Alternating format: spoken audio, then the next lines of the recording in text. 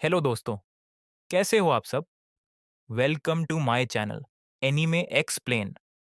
जैसा कि पिछले चैप्टर में आपने देखा था कि टाइगर ने बोर गर्ल की जान बचा ली थी, लेकिन उस दौरान उसकी याददाश्त चली जाती है। अब उसे अपना पास्ट याद नहीं है और वह अपने ही इंस्टिंक्ट्स और इमोशंस को समझने की कोशिश कर रहा है। आज चैप्टर 4 में हमें इन दोनों के बीच कुछ फनी मोमेंट्स देखने को मिलते हैं। साथ ही टाइगर अपने पास्ट के बारे में और ज्यादा जानने की कोशिश करता है। तो बिना किसी डिले के चलिए शुरू करते हैं। चैप्टर की शुरुआत में टाइगर बोर गर्ल की पीठ देखते ही फिर से अजीब सा फील करने लगता है। उसका दिल तेज धड़कने लगता है और उसके अंदर शिकारी इंस्टिंक्ट्स जागने लगते हैं। उसे बोर गर्ल की खुशबू बहुत फैमिलियर लगती है, जैसे वह पहले भी कभी इस एहसास को महसूस कर चुका हो। टाइगर को खुद समझ नहीं आता कि वह क्या चाहता है। बस उसके इंस्टिंक्ट्स उसे बोर गर्ल के करीब जाने के लिए मजबूर कर रहे होते हैं। बोर गर्ल तुरंत समझ जाती है कि टाइगर फिर से अपने इंस्टिंक्ट्स पर कंट्रोल खो रहा है। वह उसे शांत रहने को कहती है और याद दिलाती है कि उसने उसकी जान बचाने के लिए खुद को खतरे में डाल दिया था।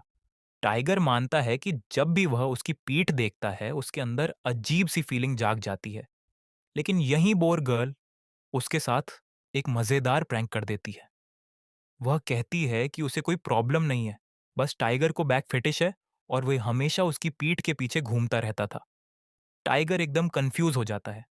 उसे समझ ही नहीं आता कि वह मजाक कर रही है या सच बोल रही है।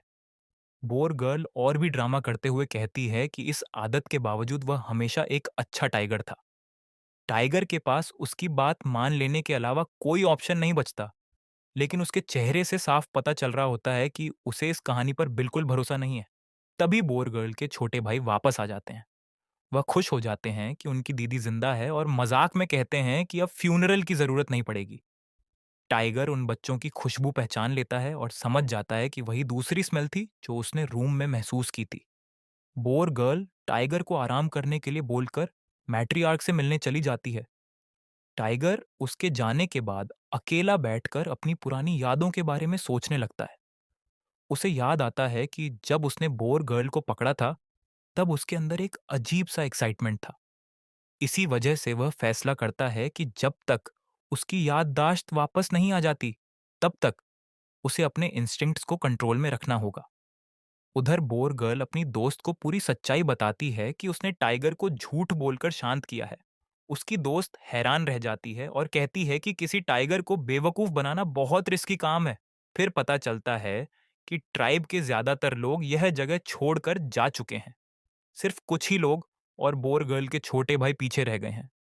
बोर गर्ल कहती है कि वह कोई ना कोई तरीका जरूर सोचेगी जिससे टाइगर को बिना नुकसान पहुंचाए यहां से भेजा जा सके। उसकी दोस्त उसे वार्निंग देती है कि चाहे टाइगर इंसान की तरह दिखता हो, लेकिन उसके अंदर एक शिकारी टाइगर ही बसा हुआ है। इसके बाद दोनों के बीच एक फनी कन्वर्सेशन होती है। उसकी दोस्त बताती है कि उसने अब 3 बॉयफ्रेंड्स बना लिए हैं और कहती है कि बोर ट्राइब में एक से ज्यादा पार्टनर होना बिल्कुल नॉर्मल नॉर्मल बात है। बोर गर्ल ये सुनकर सिर्फ हैरान रह जाती है और कहती है कि उसके लिए तो एक ही काफी होगा। रात होते ही सब लोग टाइगर से थोड़ा डरने लगते हैं। कुछ लोग तो मजाक में कहते हैं कि कहीं सोते सोते वह टाइगर के मुंह में ना चले जाएं, इसीलिए बाहर सोना ही बेहतर रहेगा। इसी बीच बोर गर्ल रूम के बाहर रुक जाती है। वह अंदर नहीं जाना चाहती क्योंकि उसे डर है कि कहीं टाइगर के इंस्टिंक्ट्स फिर से एक्टिवेट ना हो जाएं। लेकिन टाइगर उसे देख लेता है और अंदर आने के लिए कहता है। बोर गर्ल समझ जाती है कि अगर वह भागने की कोशिश करेगी तो टाइगर का शिकारी इंस्टिंक्ट और ज्यादा एक्टिवेट हो सकता है। इसीलिए वह शांत रहते हुए उसके सामने जाती है। दूसरी तरफ टाइगर भी अपने दिमाग में सोच रहा होता है कि अगर बोर गर्ल झूठ बोल रही होगी तो वह उसके एक्सप्रेशंस देखकर सब समझ लेगा। दोनों एक दूसरे पर भरोसा भी नहीं कर पा रहे हैं और एक दूसरे पर नजर भी रखना चाहते हैं। और इसी सस्पेंस के साथ दोनों सोने की तैयारी करते हैं। इसी के साथ शिफ्टिंग टेल्स चैप्टर 4 यहीं खत्म होता है। मिलते हैं शिफ्टिंग टेल्स के नेक्स्ट चैप्टर के एक्सप्लेनेशन में। चैप्टर 5 की शुरुआत वहीं से होती है जहां पिछला चैप्टर खत्म हुआ था। यूना टाइगर को सोने के लिए बुलाती है। टाइगर थोड़ा कंफ्यूज हो जाता है। तब यूना उसे याद दिलाती है कि पहले वह एक छोटी सी बिल्ली बनकर हमेशा उसके पैरों के पास सोता था। लेकिन अब टाइगर इंसानी रूप में है, इसलिए वह कहता है कि अब वह इतनी छोटी जगह पर कैसे सोएगा। तब यूना अपना बोर वाला रूप ले लेती है और कहती है कि इस रूप में दोनों को ज्यादा गर्माहट मिलेगी। टाइगर भी उसके पास लेट जाता है। उसे फिर से वही जानी पहचानी खुशबू महसूस होती है और उसका दिल धीरे धीरे शांत होने लगता है। लेकिन यूना बिल्कुल नहीं सो रही होती। वह मन ही मन सोच रही होती है कि अगर उसका प्लान काम नहीं किया तो शायद उसे टाइगर को मेज फॉरेस्ट में भेजना पड़ेगा, और अगर उससे भी बात नहीं बनी तो उसे कोई दूसरा रास्ता ढूंढना होगा। तभी अचानक टाइगर अपनी आंखें खोल देता है। यूना हैरान होकर पूछती है कि उसकी आंखें तो बंद थीं, फिर उसे कैसे पता चल गया कि वह जाग रही है। टाइगर कहता है कि उसके इंस्टिंक्ट्स उसे बता देते हैं जब कोई उसे मारना चाहता है या फिर जब कोई उसके बारे में रोमांटिक तरीके से सोच रहा होता है। यह सुनकर यूना एकदम घबरा जाती है और तुरंत बहाना बना देती है कि वह सिर्फ उसके सिर की चोट चेक कर रही थी। फिर वह उसे विस्कर्स कहकर गुड नाइट बोलती है। टाइगर को यह नाम बिल्कुल पसंद नहीं आता, लेकिन यूना कहती है कि उसे इससे अच्छा नाम सूझा ही नहीं। रात को यूना सोचती है कि जैसे ही टाइगर गहरी नींद में चला जाएगा, वह अपने दोनों छोटे भाइयों को लेकर चुपचाप यहां से निकल जाएगी। लेकिन जब वह उठकर देखती है तो उसके दोनों भाई आराम से टाइगर के पास चिपक कर सो रहे होते हैं। ये देखकर यूना का पूरा प्लान फेल हो जाता है। सुबह होते ही टाइगर किसी खतरे का एहसास करके अचानक उठ बैठता है। यूना उसे शांत करती है और कहती है कि अब उनकी मॉर्निंग रूटीन शुरू करने का समय है। सबसे पहले वह टाइगर के लिए वेजिटेबल सूप लेकर आती है। टाइगर पूछता है कि मीट कहाँ है। तब यूना बताती है कि सूप के अंदर बग्स हैं और वह भी बहुत न्यूट्रिशियस होते हैं। वह बताती है कि पुराने हीलर्स के हिसाब से सिल्क वर्म्स ताकत बढ़ाते हैं, सिकाडाज बुखार कम करते हैं और ग्रास हॉपर्स लंबी जर्नी के लिए स्टेमिना देते हैं। फिर वह मजाक में कहती है कि सच तो ये है कि उनके पास और कुछ खाने के लिए होता ही नहीं, इसलिए उन्होंने खुद को यही मान लेने की आदत डाल ली है। टाइगर ये सब सुनकर और भी ज्यादा कंफ्यूज हो जाता है। तब यूना उससे झूठ बोल देती है कि पहले भी उसे मीट बिल्कुल पसंद नहीं था और वह बड़े मजे से बग्स खाया करता था। टाइगर उसकी बात मानकर एक बाइट लेता है, लेकिन अगले ही पल उसका चेहरा बिगड़ जाता है।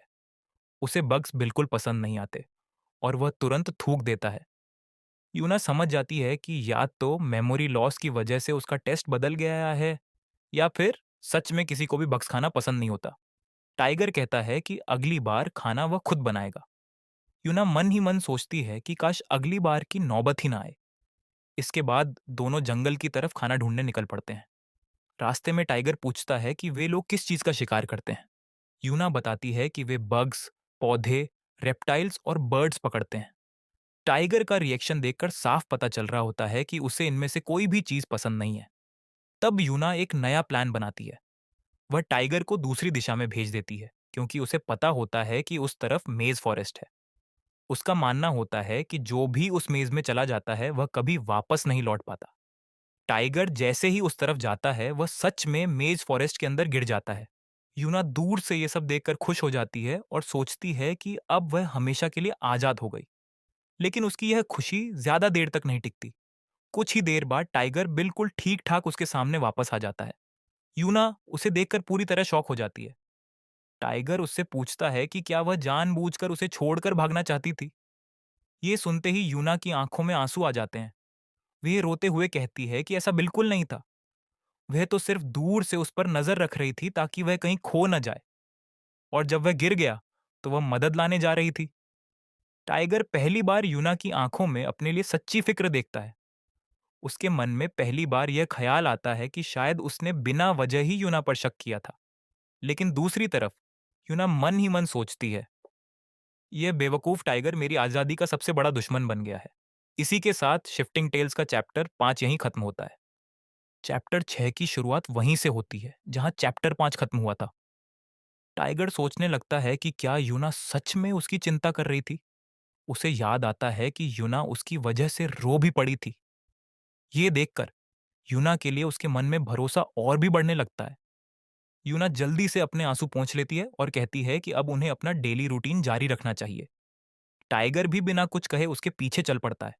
रास्ते में टाइगर पूछता है कि क्या वे लोग सच में ये सब रोज करते थे। यूना तुरंत हाँ कहती है और बताती है कि टाइगर खुद कहा करता था कि इससे उसका दिमाग और शरीर दोनों शांत हो जाते हैं। इसके बाद यूना टाइगर के चेहरे पर मिट्टी लगाने लगती है। टाइगर हैरानी से पूछता है कि वह उसका चेहरा क्यों ढक रही है। यूना हंसकर कहती है कि उसका चेहरा बहुत गर्म हो गया है, इसीलिए उसे ठंडा करना जरूरी है। यह सब करने के बाद यूना पानी लेने चली जाती है और टाइगर से कहती है कि वह वहीं रुके। लेकिन जैसे ही यूना अपने छोटे भाइयों के पास पहुंचती है, वह टाइगर से छुटकारा पाने के लिए एक और प्लान सोचने लगती है। उसे याद आता है कि टाइगर मेज फॉरेस्ट से भी जिंदा वापस आ गया था। इसलिए इस बार वह उसे एक गहरे गड्ढे में गिरा देती है और अपने पैरों के निशान भी मिटा देती है, ताकि टाइगर वापस रास्ता न ढूंढ सके। यूना को पूरा भरोसा होता है कि इस बार टाइगर कभी वापस नहीं आ पाएगा। लेकिन कुछ ही समय बाद टाइगर आराम से चलते हुए उसके सामने वापस आ जाता है। यूना उसे देखकर फिर से हैरान रह जाती है। टाइगर बस इतना कहता है कि यूना को इतनी देर नहीं लगानी चाहिए थी, क्योंकि अब उसे हमेशा उसके साथ रहना है। यह सुनकर यूना पूरी तरह चौंक जाती है और समझ नहीं पाती कि अब क्या करे। कुछ देर बाद यूना सोचती है कि शायद नहाने के बहाने टाइगर को व्यस्त किया जा सकता है। वह टाइगर से कहती है कि उसके शरीर पर बहुत मिट्टी लगी हुई है और उसे अब नहा लेना चाहिए। टाइगर बिना ज्यादा सोचे उसकी बात मान लेता है। दोनों तालाब के पास पहुंचते हैं। शुरुआत में यूना सामान्य रहने की कोशिश करती है, लेकिन जैसे ही टाइगर कपड़े उतारने लगता है, वह घबरा जाती है। टाइगर देखता है कि यूना का चेहरा लाल हो गया है और वह कांप रही है। उसे समझ नहीं आता कि अचानक यूना को क्या हो गया।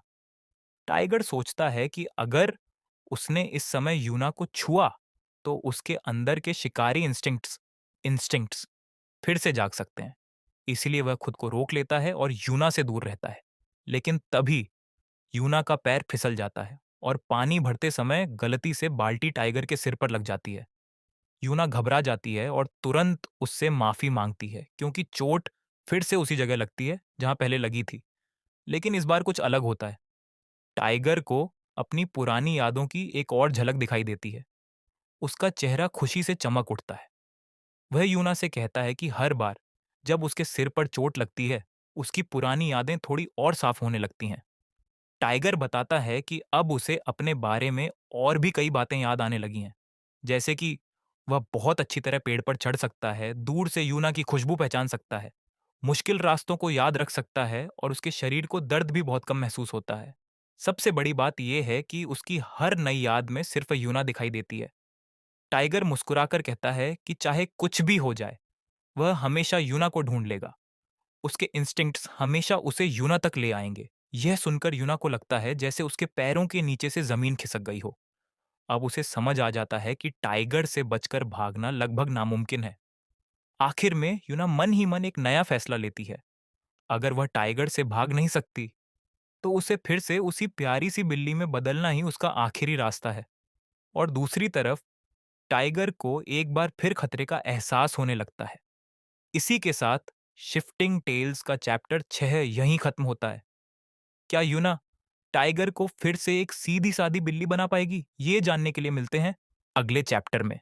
अगर आपको यह वीडियो पसंद आया हो तो वीडियो को लाइक जरूर कीजिए, और अगर आप ऐसे ही और मजेदार मन हवा के वीडियोस देखना चाहते हैं तो हमारे चैनल को सब्सक्राइब कर लीजिए। मिलते हैं अगले नए और धमाकेदार चैप्टर के साथ। तब तक के लिए बाय बाय।